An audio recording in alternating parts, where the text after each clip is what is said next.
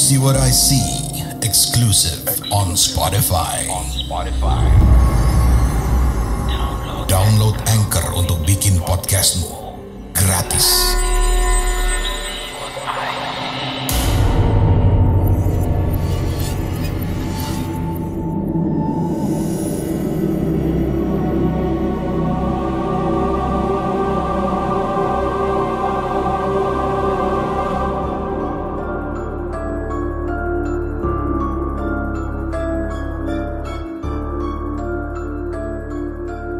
Halo warga desa Sukawedi dimanapun berada, salam kenal dari saya Mayas, dan ini adalah podcast pertama saya di Do You See What I See. Saya akan membagikan cerita pengalaman horor yang pernah saya alami, lebih tepatnya anak saya yang mengalami, yang itu terjadi di tahun 2016. Waktu itu anak saya masih balita, masih umur 4 tahun. Malam itu, selepas maghrib, saya bersama ibu dan anak saya sedang makan malam.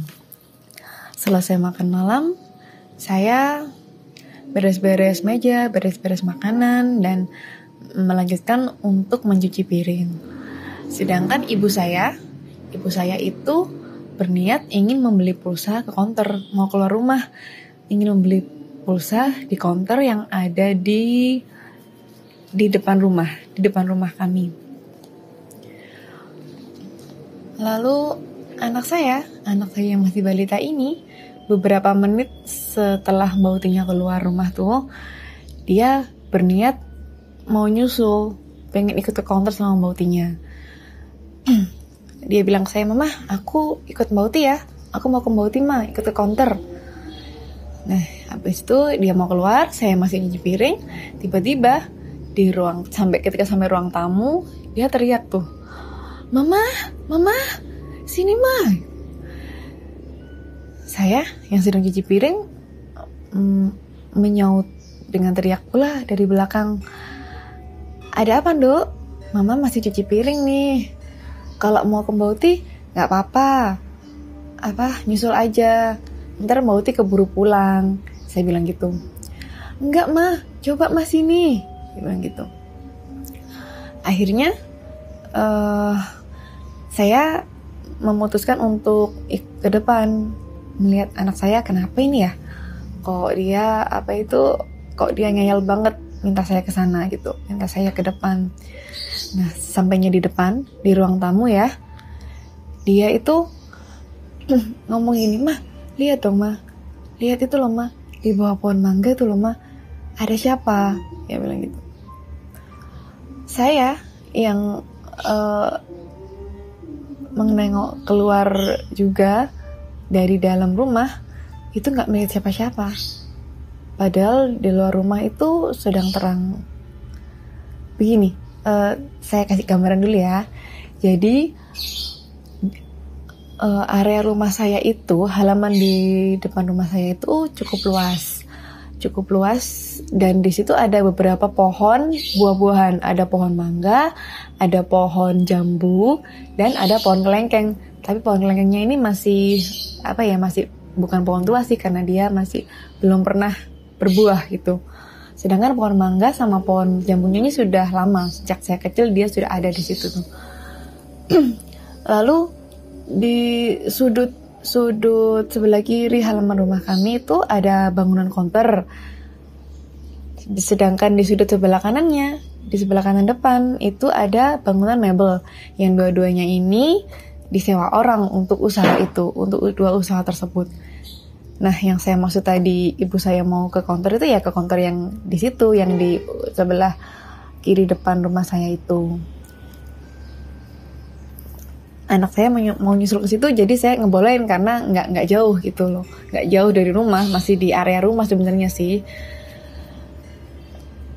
Lalu kondisi di dalam rumah, kondisi ruang tamu di rumah kami itu ya, ruang tamunya cukup lebar juga, cukup luas, dengan jendela yang lebar-lebar juga, jendela kaca yang besar tuh.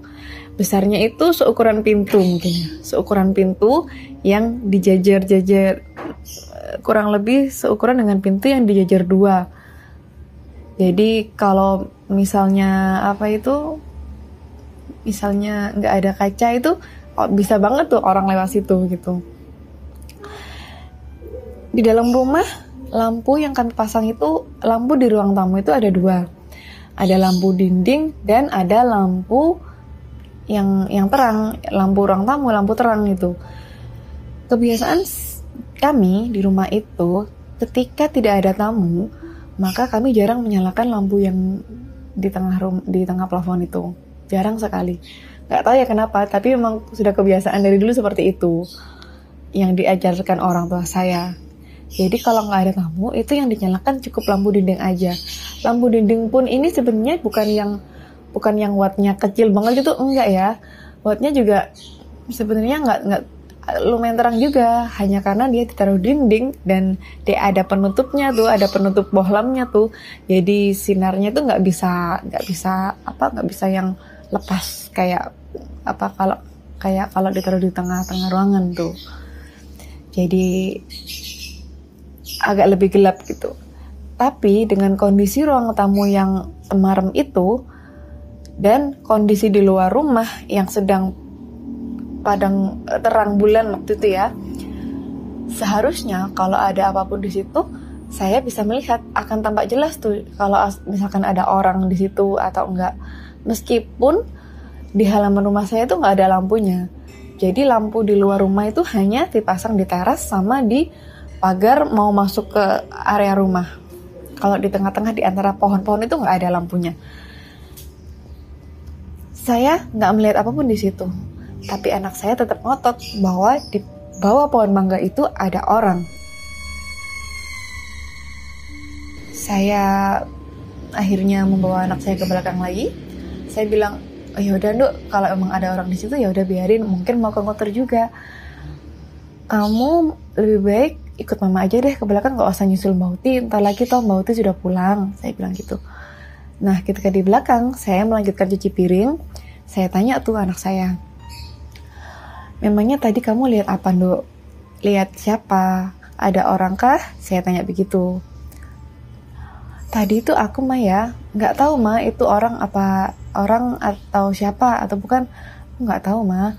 Tapi yang jelas itu mah ya, orangnya itu tinggi banget mah, tinggi sampai dia itu bisa nyentuh pohon mangga tuh loh mah, hampir sama tingginya sama pohon mangga itu mah. Dia bilang gitu. Kepalanya tuh nggak kelihatan mah, karena ketutup sama kepalanya itu karena terlalu tinggi, ketutup sama daun-daun pohon mangganya mah. Yang aku lihat itu cuma badannya itu mah, tinggi banget mah. Tapi badannya tuh kotak mah, kotak, rambutnya tuh panjang mah, nutupi hampir setengah badan, hampir nutupi pantatnya. Anakku bilang gitu. Terus Maya,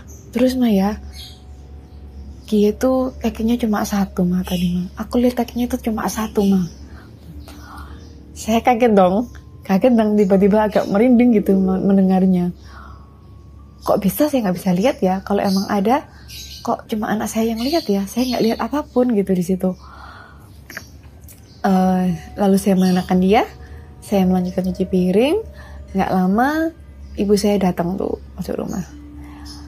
Oke, dan saya tapi tidak menceritakan itu semua ke ibu saya. Saya bilang ke anak saya, ya udah Nduk, mungkin itu bukan apa-apa. Saya bilang gitu, udah adik berarti nggak usah keluar rumah sendirian ya kalau malam. Saya bilang gitu. Lalu berhari-hari kejadian itu terlupakan oleh saya dan anak saya. Saya mengabaikan gitu aja. Yang penting kalau memang itu memang ada dan bukan manusia, itu selama itu nggak mengganggu, it's okay lah itu bagi saya.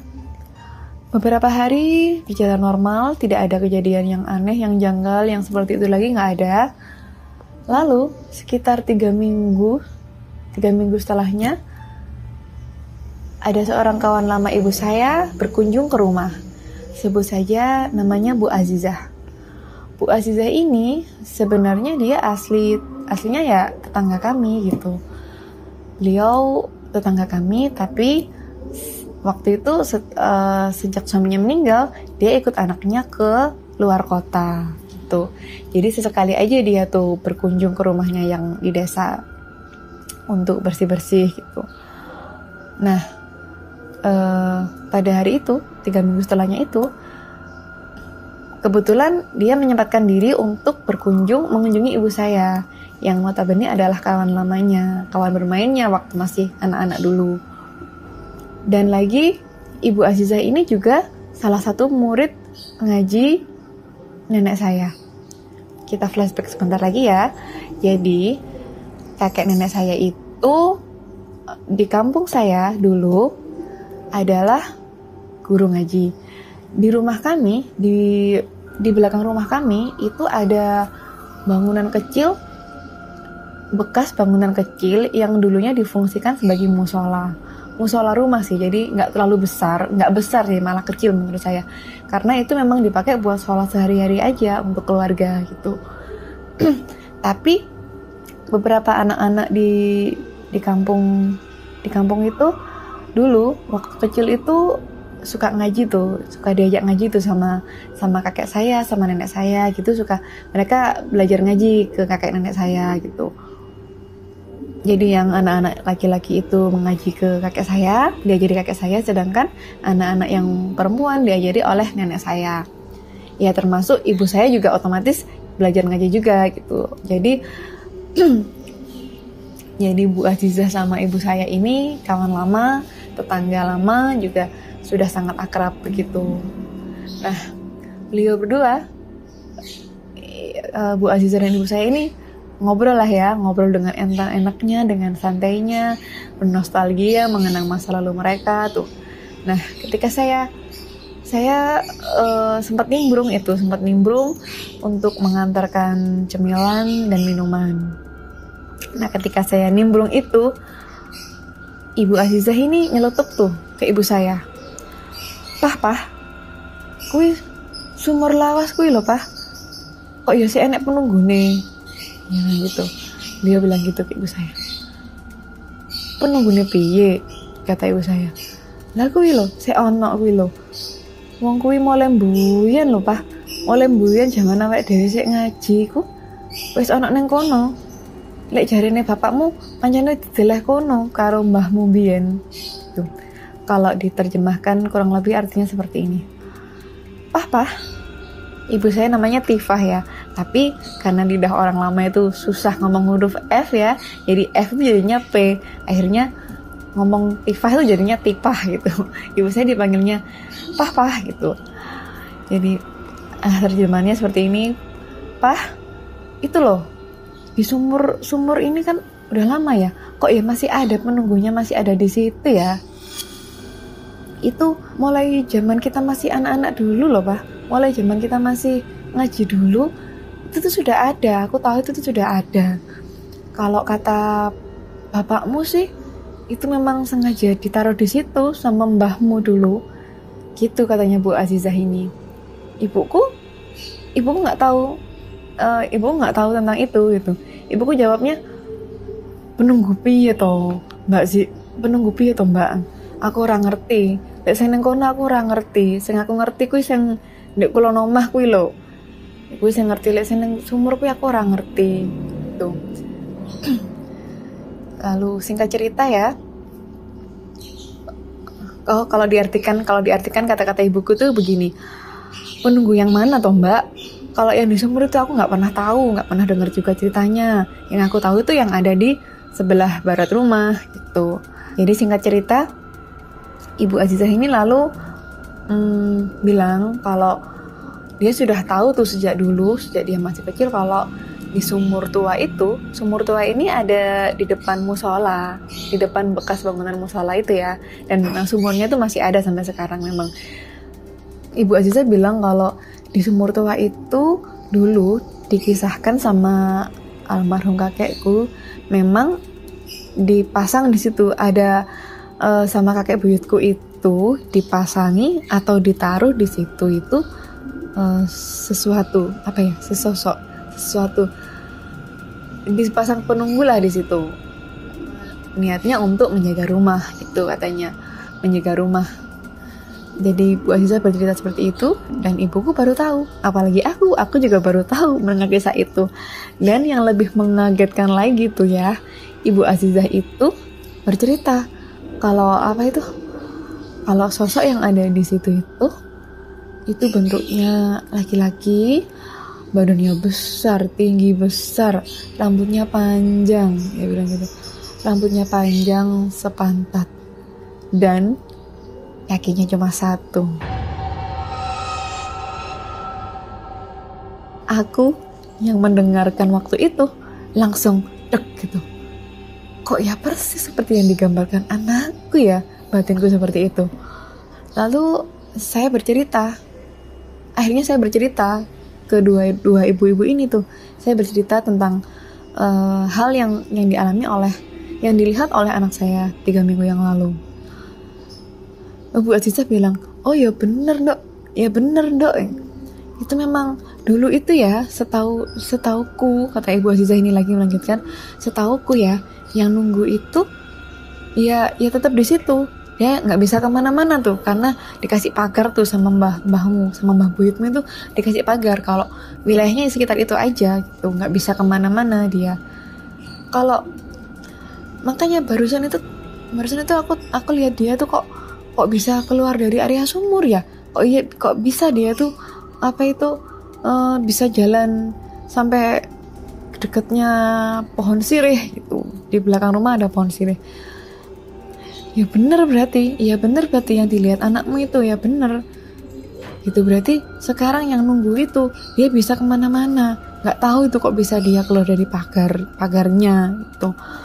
Wis nduk, bocahmu ojo oleh metu dhewe pokoke lek bengi. Udah nak, anakmu jangan boleh keluar sendirian kalau malam atau menjelang maghrib gitu. Janganlah, kasihan dia masih bocah gitu. Masih bocah biasanya memang masih bisa melihat sesuatu itu dengan jelas gitu. Kalau kita yang sudah dewasa kan udah nggak bisa, udah terlalu berat dosanya, jadi nggak bisa lihat kayak gitu lagi. Kecuali kalau saya sih memang sudah bisa melihat kayak gitu dari dulu. Kata Bu Aziza gitu, seperti itu. Jadilah akhirnya saya bisa menyimpulkan bahwa memang yang dilihat anak saya itu benar gitu. Selain hal itu juga ada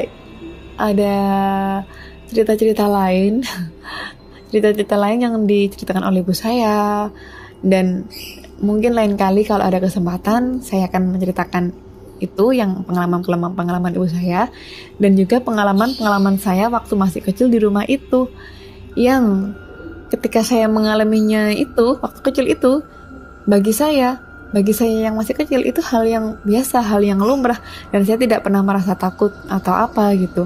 Tapi begitu saya sudah dewasa ini, ketika saya mengingat hal-hal itu lagi, rasanya loh iya, yang dulu itu kalau dipikir-pikir gak masuk akal sebenarnya. Iya, yang dulu itu kalau dipikir-pikir aneh, janggal, aneh lah gitu, gak masuk logika sebenarnya itu. Lain kali saya akan menceritakan apa aja itu ya, insya Allah. Untuk kali ini saya rasa cukup itu yang bisa saya bagikan, kisah aneh, horor mistis di rumah tempat saya tinggal sampai sekarang ini. Cukup sekian dulu. Terima kasih teman-teman sudah mau mendengarkan.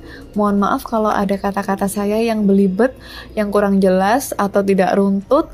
Mohon maklum dan mohon dimaafkan gitu.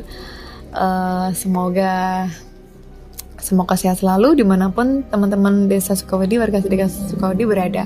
Terima kasih dari saya.